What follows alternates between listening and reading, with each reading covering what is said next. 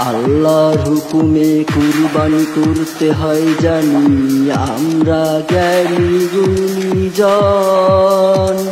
আল্লাহ বলেন এই ইব্রাহিম আজ কুরবানি করো তোমার শ্রেষ্ঠ পুত্র ধন।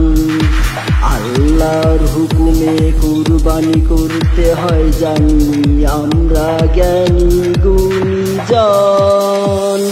আল্লাহ বলেন এই ইব্রাহিম আজ কুরবানি করো তোমার শ্রেষ্ঠ পুত্র ধন। আল্লাহর হুকুমে কুরবানি করতে হয় জানি আমরা জ্ঞানী গুণীজন। কুরবানি করতে হবে এই কথা মাথায় রেখে, বাঁচতে হবে অহংকার আর লোক দেখানো থেকে। কুরবানি করতে হবে এই কথা মাথায় রেখে, বাঁচতে হবে অহংকার আর লোক দেখানো থেকে। আল্লাহর হুকুমে কুরবানি করতে হয় জানি আমরা জ্ঞানী গুণীজন।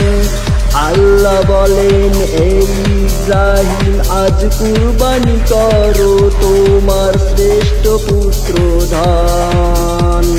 আল্লাহর হুকুমে কুরবানি করতে হয় জানি আমরা জ্ঞানী গুণীজন।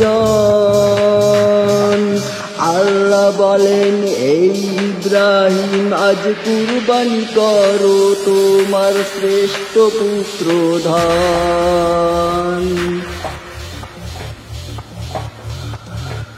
কুরবানি কি পশু জবাই ভাবছো তুমি ভুল?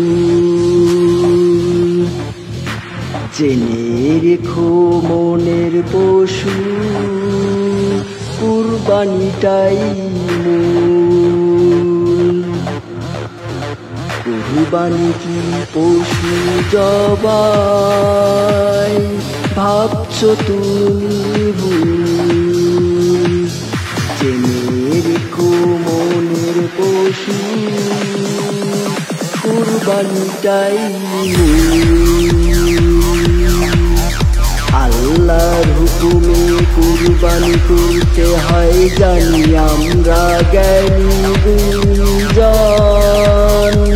আল্লাহ বলেন এই ইব্রাহিম আজ কুরবানি করো তোমার শ্রেষ্ঠ পুত্র ধন। আল্লাহর হুকুমে কুরবানি করতে হয় জানি আমরা জ্ঞানী গুণীজন। আল্লাহ বলেন এই ইব্রাহিম আজ কুরবানি করো তোমার শ্রেষ্ঠ পুত্র ধন। কোনটা আসল কুরবানি বুঝতে যদি সবে,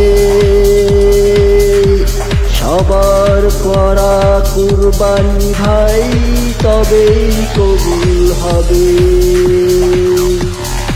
কোনটা আসল কুরবানি বুঝতে যদি সবে, সবার করা কুরবানি ভাই তবেই কবুল হবে। আল্লাহর হুকুমে কুরবানি করতে হয় জানি আমরা জ্ঞানী গুণীজন।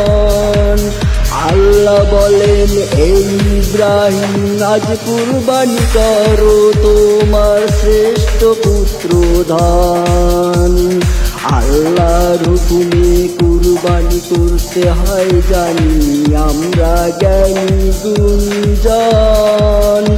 আল্লাহ বলেন এই ইব্রাহিম আজ কুরবানি করো তোমার শ্রেষ্ঠ পুত্র ধন। আল্লাহর হুকুমে কুরবানি করতে হয় জানি, আমরা জ্ঞানী গুণীজন। আল্লাহ বলেন, হে ইব্রাহিম, আজ কুরবানি করো তোমার শ্রেষ্ঠ পুত্র ধন।